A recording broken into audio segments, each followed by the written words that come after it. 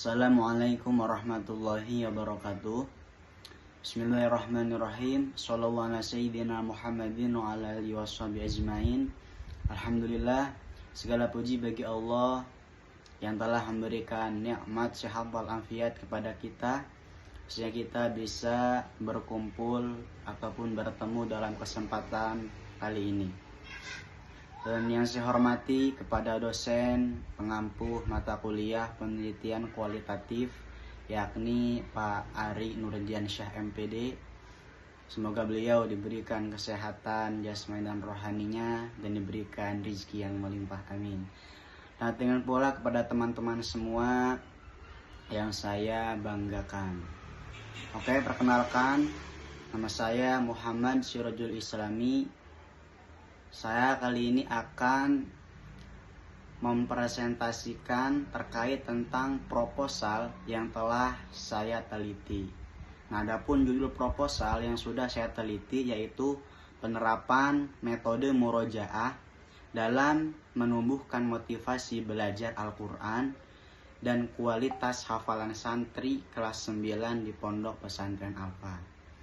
Nah, mari kita sama-sama membahas ataupun mendengarkan tentang proposal yang saya akan sampaikan.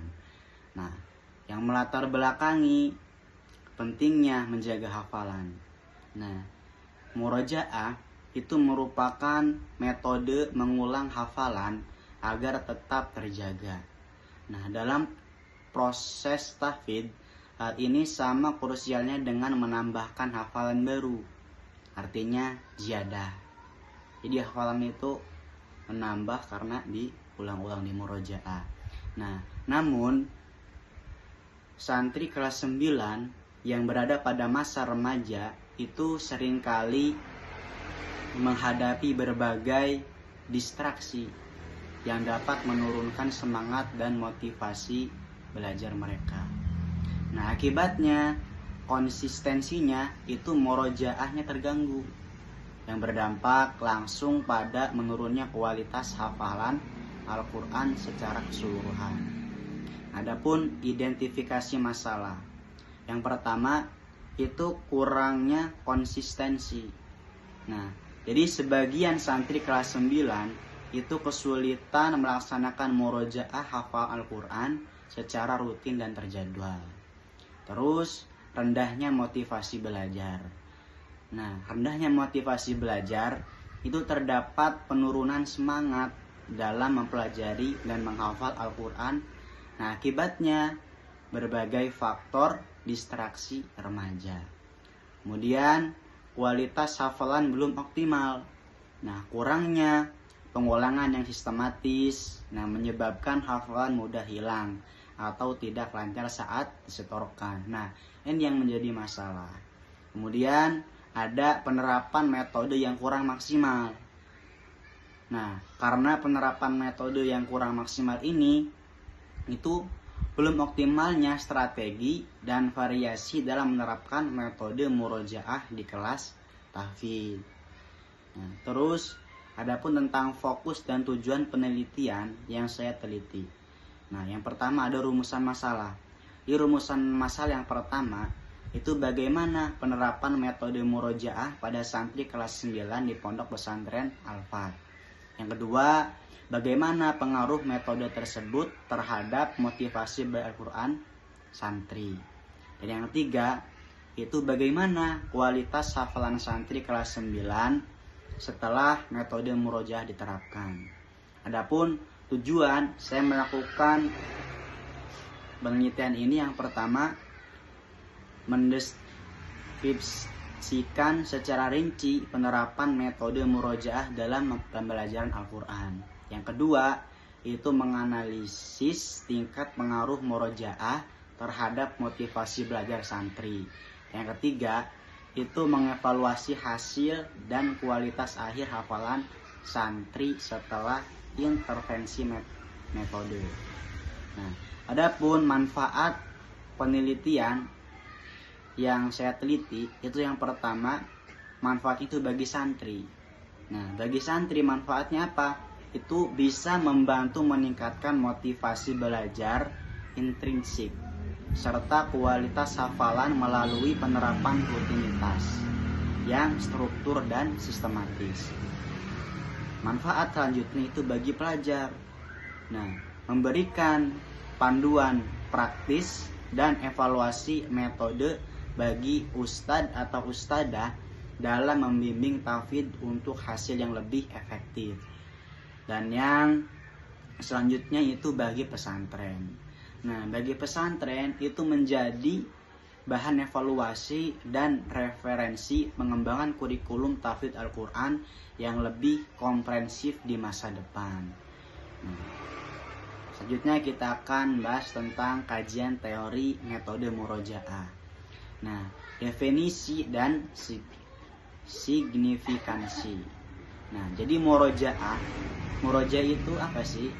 Yang dinamakan murojaah itu berasal dari bahasa Arab yang berarti mengulang atau merevisi.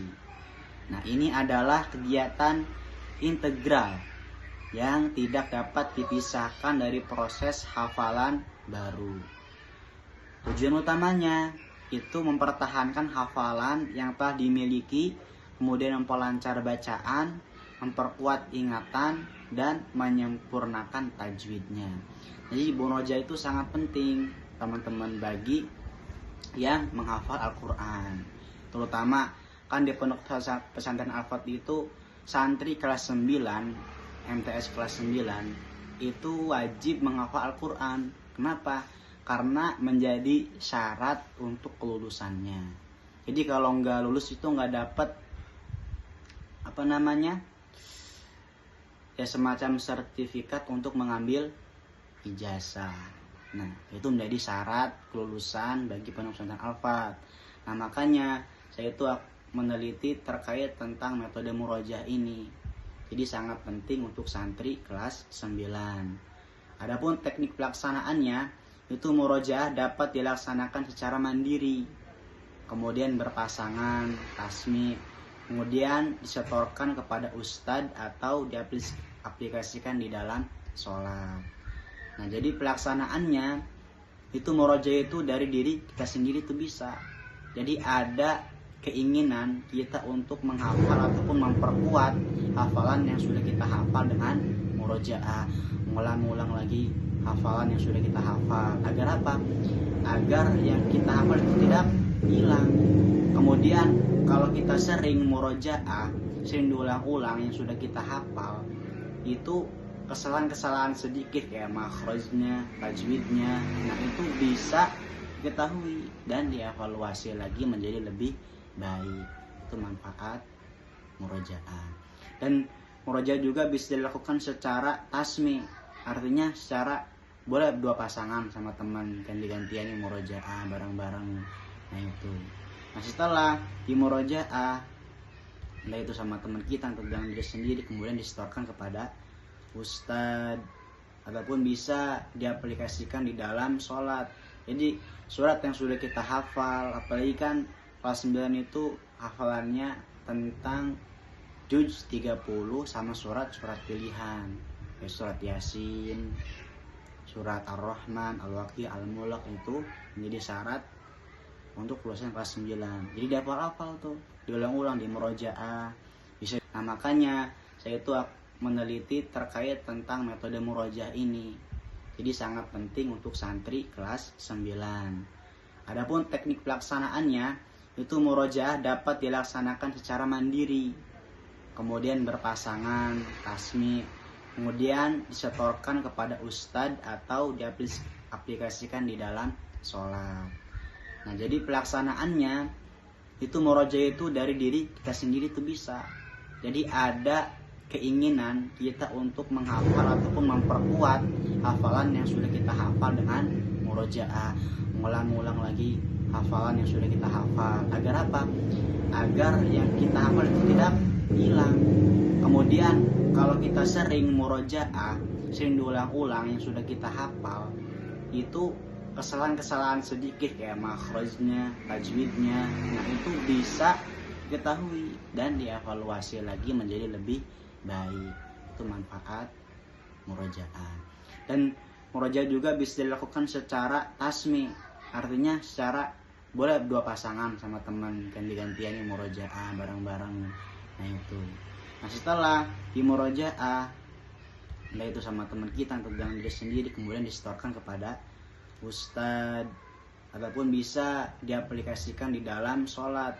Jadi surat yang sudah kita hafal, apalagi kan kelas 9 itu hafalannya tentang juz 30 sama surat-surat pilihan, kayak surat Yasin, surat Ar-Rahman, Al-Waqiah, Al-Mulk, itu menjadi syarat untuk lulusan kelas 9. Jadi dihafal-hafal tuh, diulang-ulang di murojaah, bisa dimurojaah dengan diri sendiri, murojaah bersama teman, dan diaplikasikan di dalam sholat.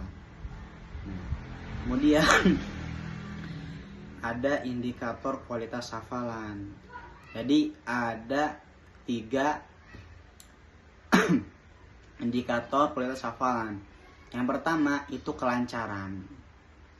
Nah, kelancaran ini kemampuan santri membaca hafalan dari ingatan secara mengalir tanpa berhenti lama atau mengalami kesulitan mengingat ayat.